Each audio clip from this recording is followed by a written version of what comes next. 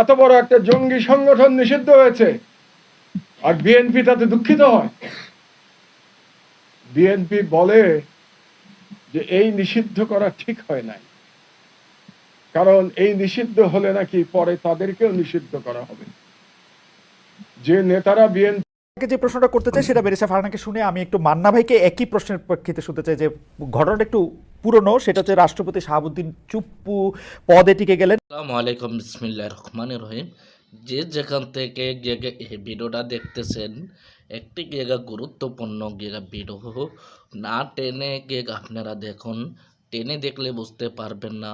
সবাইকে দেখার সুযোগ করে দেবেন, সাবস্ক্রাইব করে দেবেন এবং লাইক করে দেবেন। বিএনপির রুমিন ফারহানা কেন কেঁদে দিলেন এবং কান্নায় ভেঙে পড়ল আওয়ামী লীগ সরকারকে নিষিদ্ধ করার কারণে কেন রুমিন ফারহানা কেঁদে দিল?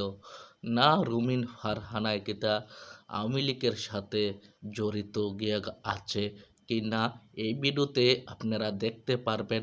এবং আওয়ামী লীগ নিয়ে রুমিন ফারহানা কি ঘোষণা দিল সাংবাদিকের সাথে,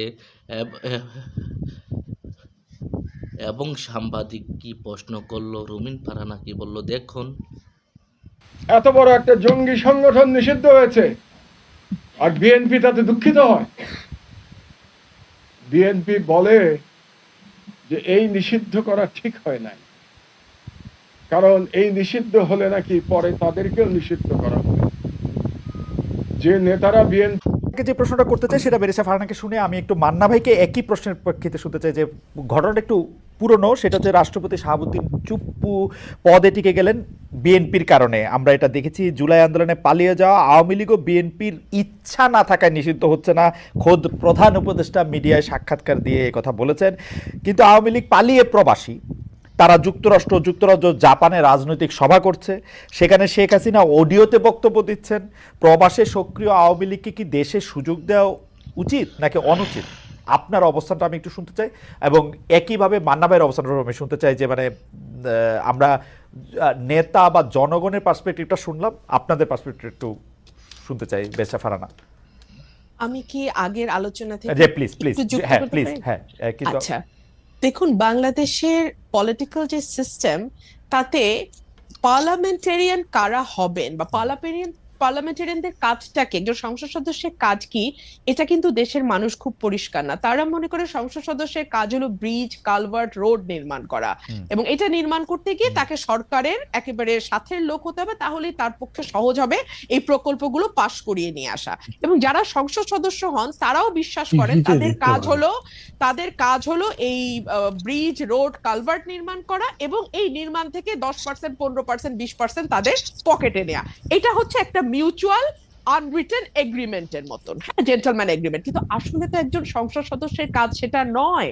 একজন সংসদ সদস্যের কাজ পলিসি মেক করা, একজন সংসদ সদস্যের কাজ আইন প্রণয়ন করা, একজন সংসদ সদস্যের কাজ সরকারকে জবাবদিহিতার মধ্যে আনা। দেখুন, সংসদের 70 অনুচ্ছেদ সংবিধানের, আমরা যে এটা নিয়ে এত লাফালাফি করছি, আচ্ছা, সংবিধানের 70 অনুচ্ছেদে অনুযায়ী আপনি দলের বিপক্ষে ভোট দিতে পারবেন না।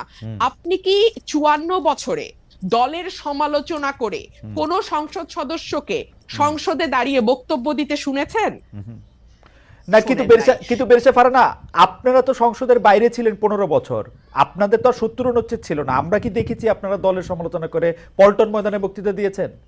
আপনি পল্টন ময়দানে তো 70 অনুচ্ছেদ নাই। আমরা পল্টন ময়দানে বক্তৃতা দেই নাই। আমরা এতই মাইরের উপরে ছিলাম, আমি আমার ব্যক্তিগতটা বলতে পারি যে আমি ওই মাইরের বর্ণনা দিতে দিতে, আর যাকে আনা হতো আমার সাথে, সে ওই মারকে ডিফেন্ড করতে করতে এমন একটা জায়গায় নিয়ে যাইতো যে কনস্ট্রাকটিভ আলোচনার জায়গাটাই তো ছিল না। আপনি বলেন তো, সাংবাদিক হিসেবে খালেদ মহিউদ্দিন, গত 15 বছরে, হ্যাঁ, যদি দুই দল নিয়ে এসে বসছেন, কোন কনস্ট্রাকটিভ আলোচনা সেই অর্থে গঠনমূলক আপনারা কি করতে পারছেন খালেদ ভাই? ছিল না, ওই পরিবেশ ছিল না, এটা বইলা তো লাভ নাই। তো এখনই বা কত গঠনমূলক আলোচনা হয় এই প্রশ্নও তো আমি বলতে পারি। আমি তো তবু কিছু কথা বলি ভাই, হ্যাঁ, এর বাইরে তো আমি আর কাউরে কোনো কথাও বলতে শুনি না। এই অভ্যুত্থানটা হয়েছে এক পালের জায়গায় আরেক, বিষয়টা তো তা না রে ভাই। রাইট, ব্যারিস্টার ফারহানা, আপনি যদি ওইটা একটু বলতেন যে শেখ হাসিনা যে অডিওতে বক্তব্য দিতেছেন প্রবাসী বিভিন্ন জায়গায়, হ্যাঁ, ওইটা দিয়ে আচ্ছা, যদি একটু মন্তব্য করতেন। জি। ওইটা নিয়ে আমার মন্তব্য খুব পরিষ্কার। আমরা শুরুতেই শুনলাম যে শেখ হাসিনা দেশ থেকে পালিয়ে গেছে। পালাতে দিল কারা?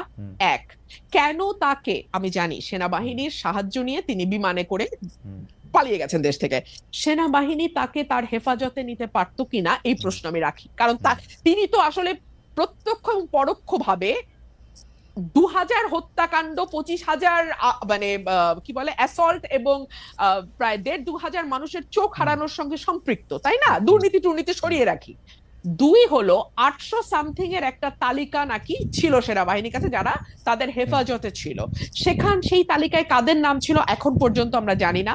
তারা দেশ থেকে পালালো কি করে বা আদৌ পালিয়েছে কিনা তাও আমরা জানি না।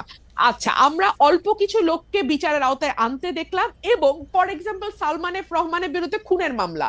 আরে যার বিরুদ্ধে আপনি শেয়ার কেলেঙ্কারি নিয়ে কিংবা ব্যাংক লোপাট নিয়ে বা এস আলমের বিরুদ্ধে ব্যাংক খাওয়া নিয়ে মামলা করতে পারেন, তাদের বিরুদ্ধে আপনি 302-তে গেলেন। মানে যার যেদিকে যাওয়ার কথা না তারটা সেদিকে গেলেন। এতে হয় কি, মামলার মেরিট কমে যায়, জনগণের বিশ্বাস কমে যায়, এবং last but not the least, মানুষ মনে করে ও ওরা তো এখন পাওয়ারে নাই, এখন সব ওদের বিরুদ্ধে ঢালাও মামলা হবে। আবার যখন ওরা পাওয়ারে আসবে তখন এগুলো সব ঢালাও মামলা হিসেবে বাতিল হয়ে যাবে।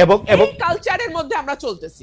এবং এখন তো ন্যারেটিভ আরো পাল্টায় গেছে যে শেখ হাসিনা আসলে বিদেশে পালায় যান নাই, জানো নাই, তাকে জোর করে তাকে একটি বিমানে উঠিয়ে দেওয়া হয়েছে এবং সেখান থেকে জোর করে তাকে মানে বাইর করে দেওয়া হয়েছে, যেটা আসলে প্র্যাকটিক্যালি ইম্পসিবল। শেখ হাসিনা প্রধানমন্ত্রী থাকা অবস্থায় তিনি যদি চাইতেন তার গায়ে স্পর্শ করার আগে এসএসএফ এর অনেক জায়গাগুলি পার হয়ে অনেকগুলি হইতে তিনি পালায় গেছেন, সেইটাই ঠিক। বাট নেরেটিভ এখন পাল্টানো হয়েছে। আমরা একটু মান্নাবের কাছ থেকে একটু জানতে চাইবো। আমাদের একজন দর্শক এইবার আমাকে প্রশ্ন করেছেন, এবার আমাকে, এখন প্রতিষ্ঠানগুলো কি করেছে? আমি এটা জয় বলতে চাই, কোনো কিছু ধ্বংস করতে আসলে যত সহজে সম্ভব সেগুলিকে গড়ে তোলা বা সেগুলিকে শুশ্রূষা করা আসলে সম্ভব না। আপনি একজন কুস্তিগির বা একজন মুষ্টিযুদ্ধকে মেরে মেরে আধমরা বা কোমায় নিয়ে যাওয়ার পরে পরের দিন একদিনেই তিনি আবার সুস্থ হয়ে ফাইট করতে থাকবেন, ব্যাপারটা এরকম কখনোই হয় না। প্রতিষ্ঠানগুলি এখন কি করছে সেটার ক্ষেত্রে হচ্ছে আমার জবাব। প্রতিষ্ঠানগুলি শেখ হাসিনার 15 বছরের প্রতিষ্ঠান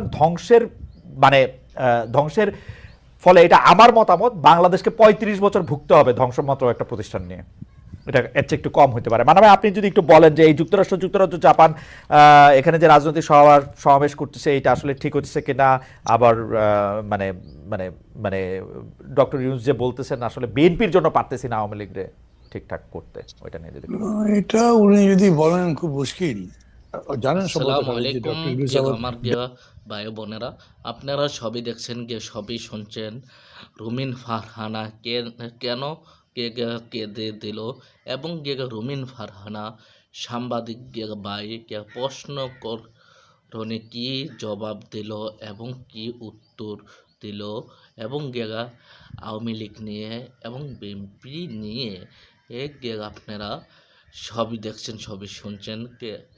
কেন কেঁদে দিল আপনারা বিস্তারিত মতামতগুলো মেসেজের মাধ্যমে জানিয়ে দেবেন। হ্যাঁ, বিএনপির এত বড় একটা নেত্রী রুমিন ফারহানা না, এবং সংসদ ভবনের এমপি পলিটিশিয়ানরা কি করে তাও তুলে ধরছে রুমিন ফারহানা। আমি এবারের মতোই বিদায় নিচ্ছি। আবার পরে দেখা হবে আপনার সাথে। আসসালামু আলাইকুম।